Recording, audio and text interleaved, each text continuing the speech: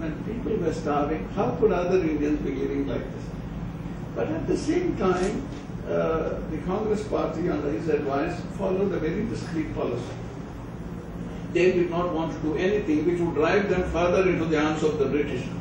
So until towards the end, they just kept quiet, but they allowed the whole revolutionary euphoria for independence to go among them. So it affected the people in the native states. So when the time came, though some of them had ideas, to declare themselves independent, particularly the ones down the coast in the, for instance, Travancore.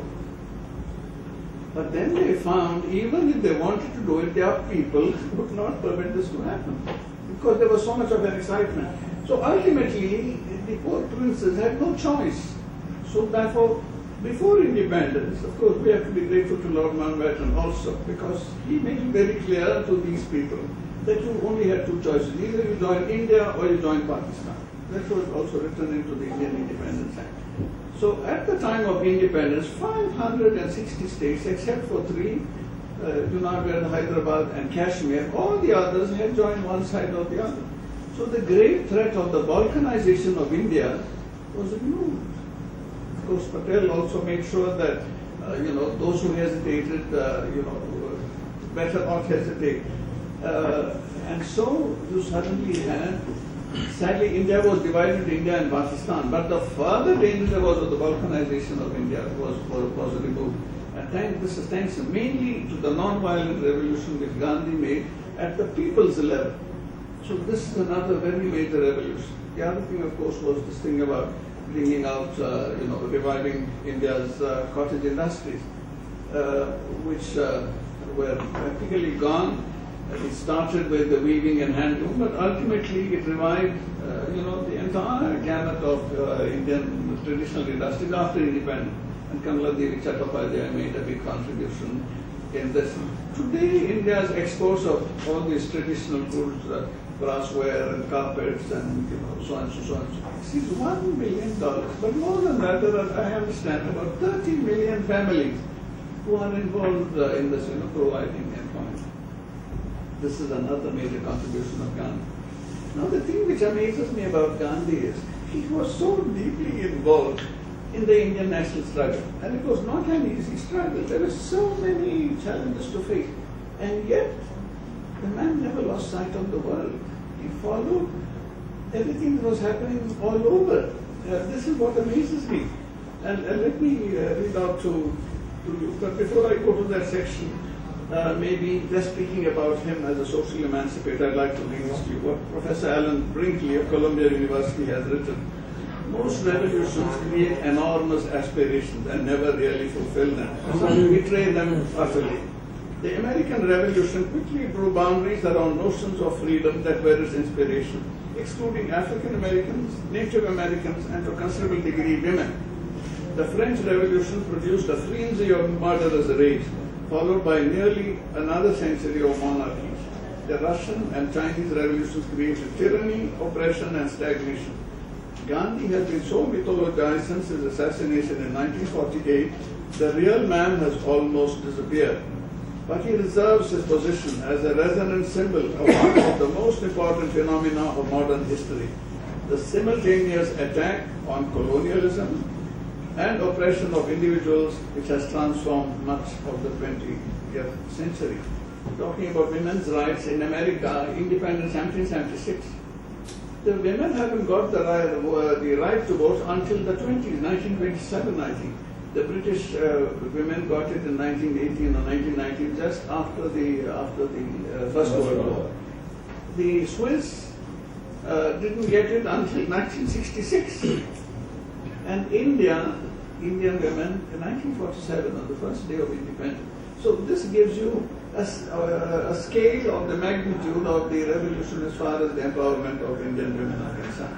Now coming to the field of foreign affairs. In the middle of all this, 1917, the Jallianwala Bagh, 1919, but in 1917, the Russian Revolution. He declared in a speech in Madras, I am yet ignorant of what exactly Bolshevism is. I do not know whether it is for the good of Russia in the long run, but I know But I know that insofar as it is based on violence and denial of God, it repels me. About Spain and China, he wrote, the fate of Republican Spain is hanging in the balance. So is that of China. If in the end they lose, it will not be because their cause is not just. After the 1938 Munich Agreement, in which England and France conceded German takeover of Czechoslovakia, he declared, with prophetic foresight, India and France quailed before the combined violence of Germany and Italy. The agreement that has been signed is a peace that is no peace. The war is only postponed. What prophetic vision. Gandhi's worldview was humane as it was broad spectrum. He wrote, I live for India's freedom and would die for it. But my patriotism is not exclusive. It is calculated to benefit all in the true sense of the word. Through the deliverance of India, I seek to deliver the so-called weaker races of the world. For me, patriotism is the same as humanity. It is not exclusive. I am patriotic because I am human and humane. I will not hurt England or Germany to serve India. Now, the first of the weaker races that gets his message are the American blacks. Martin Luther King apparently first heard about Gandhi when the president of Harvard University, I think, made a speech about Gandhi. He said he was so gripped, and he had just come back from India, the chancellor or vice chancellor of that university, or president of the university, I think they call it. And he spoke about what Gandhi. He said Martin Luther King, a young man at that time, was so gripped by this. So he went to all the bookshops. They bought every book that he could on India and read. And then he comes to India. He meets Indian people over here, and then he begins this. After the Indian visit, he has written, I left India more convinced than ever before that non-violent resistance is the most potent weapon available to oppressed people in their struggle for freedom. Then he goes back, he gets involved in the non-violent revolution, all the long marches, from Montgomery and Selma to Washington, with great I Have a Dream speech. What is the end result? The black family in the White House. Amazing. The first time Gandhi's picture hangs in the Oval Office. And not many people know. The Civil War had been fought, of course, to keep the country together, but it was also fought on the issue of slavery. 1864. Until 1964, nothing had happened. Theoretically, the blacks had the right to vote. But people made sure not only that they did not vote, they were not even permitted to register to vote. Anyone who did that was sort of caught, and the Ku Klux Klan, their houses were burned, something or the other. Nothing happened until Martin Luther King comes on the line. 1964 is the reform of the Civil Rights Act, and all discrimination is eliminated from the land. Just 10 years of a non-violent struggle has done more for American blacks than 90 years after the Civil War. A very major revolution. In South Africa, Nelson Mandela certainly was greatly inspired by Gandhi, but he stayed in jail for 27 years because he refused to renounce violence. Ultimately, it was a group of young people, you have seen this in your most powerful film, inspired by Desmond Tutu, decided to make an economic boycott. One thing leads to the other. They are arrested, put in jail, etc. But the important thing in all this is to get news media coverage, first local, then international. And when people begin to see how dreadful the situation is, that big American multinational begin to pull out, including Coca-Cola, ultimately. And then the South African government sees there is no way it can continue. So the one president is forced to resign. The clerk who takes over releases Nelson Mandela. And there is a fantastic change. And what is the Gandhian element in this? Nelson Mandela comes up. You would expect someone who has spent 27 years under the most terrible oppression comes out and says, it doesn't say, now we blacks will show the whites what our power, what black power is. He says, let us now show that there is a better way. where the black and the brown and the white and the yellow can all live together. Let's make a new polity, a rainbow polity. What an amazing and noble thing. That for me is the Gandhian element in Nelson Mandela. That you can hate the system but not be oppressed. And that you've always got to show there is a better way, rather than repeat the same mistakes of the people with revenge. And then they set up a truth commission under South Africa, which was the apartheid state for the whole of Africa, many of the world, suddenly becomes, through Nelson Mandela, the conscience of mankind. That was the revolutionary transformation, that would bring. But the 80s was the great time for non-violent revolutions. In the Philippines, the senator Benigno Aquino is assassinated, his wife comes back, takes up the challenge. Of course, the Catholic Church helps her, and no one knows what will happen, but they fight so bravely. And in all these non-violent revolutions, what you have to see is the chemistry of the armed forces. At some point, the armed forces decide, because the people being shot are their own brothers and sisters and fathers and mothers. So then they say, no, this is not on. So this is what happened. The head of one of the armed units of the one in Manila said no, and he crossed over to Corazon Aquino. And all of a sudden, Marcos, who was such a powerful dictator, finds he's completely denuded of power and authority. Because now his entire armed forces have switched sides. This is what happened in Egypt. I was ambassador in Egypt, so I have seen Mubarak at the height of his power. I never ever imagined in my lifetime I would see him not just brought down, but brought on a stretcher into a courtroom and kept in a cage like some sort of a wild bear. Brought down by young people. So it is absolutely, communism has collapsed all over Eastern Europe with non-violent revolutions. It started with Lech Walesa, of course greatly encouraged by Pope John Paul, who was from Poland. It started with in Poland, all over Eastern Europe it collapsed. In Chile, brought down. But maybe the most remarkable is what happened in Bolivia. A cocoa farmer, one Aymara Indian, who had been kept, an indigenous Indian, kept underfoot for 500 years. He decides he's going to do something like Gandhi's Dandi March. He does a big march from a place called Cochabamba to La Paz. When he started, there were 300 people. By the time he gets there are 30,000. The government collapses. So then another government sort of comes in, and they threaten they're going to have another people's upsurge unless they hold the elections. So elections are held. Their man now is elected as president of Bolivia. I forget his name for the moment. Another non-violent revolution, absolutely incredible. Now, if you think of all that has happened since that time, how much the world has changed, the extent to which the world has been transformed in the last 7 decades through non-violent revolutions is revealed by the following facts. Between 1947, when British independence was achieved, and 1980, over 100 British, French, Dutch, Belgian, Spanish and Portuguese colonies had become free.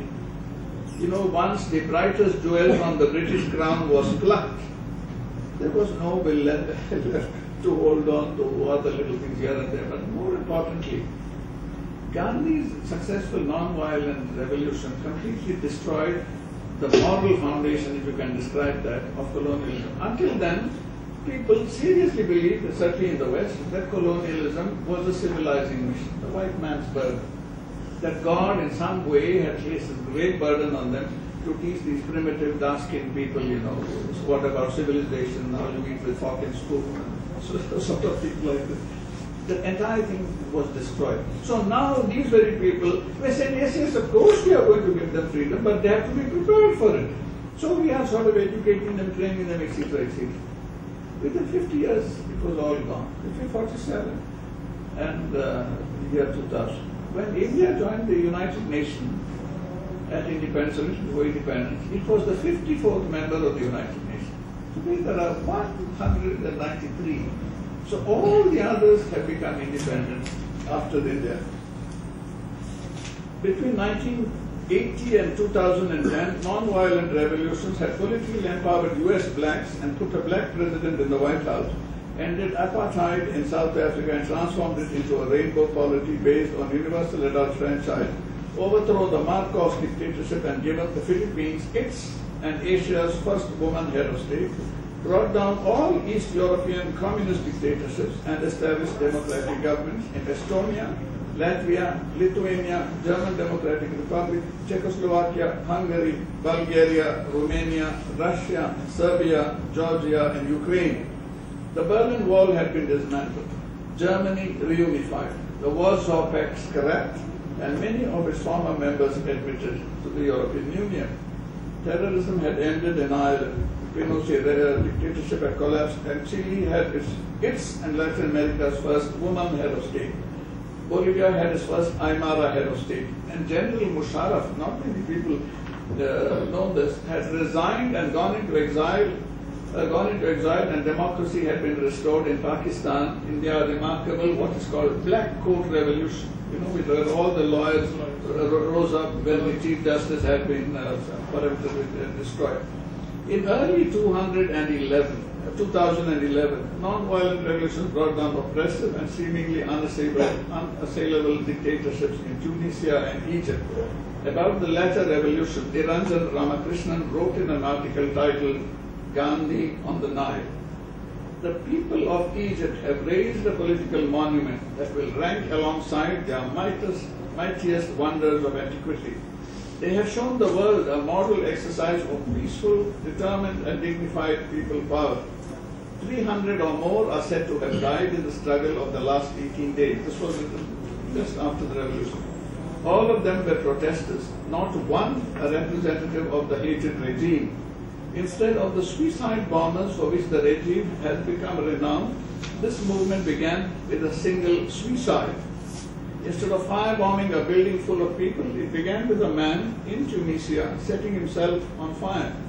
Instead of clamoring for loaves and fishes, they stood firm on freedom, demanding nothing short of the dictator's exit. The people of Egypt have exploded something far bigger than an atom bomb. The myth that the Arab and Islamic worlds are unsuited for satyagraha. The Egyptian people have enacted a revolution that would have made Gandhi proud, but their victory is all their own. Professor Gene Sharp has written, Gandhi was an experimenter in the development of war without violence. His work was pioneering and not always adequate, but it represents a major development of historic significance both in ethics and politics. Many problems in its further development and application remain, but in words and action, Gandhi pointed towards what may be the key to the resolution of the dilemma of how one can behave peacefully and at the same time actively and effectively oppose oppression and injustice. Johann Galtung incidentally is one of our trustees. Johann Galtung has lauded Gandhi even more handsomely by declaring, Gandhi was certainly a revolutionary, much more revolutionary than the piecemeal revolutionaries of Western civilization. Gandhi revolutionized revolution itself. I thank you so much for your attention.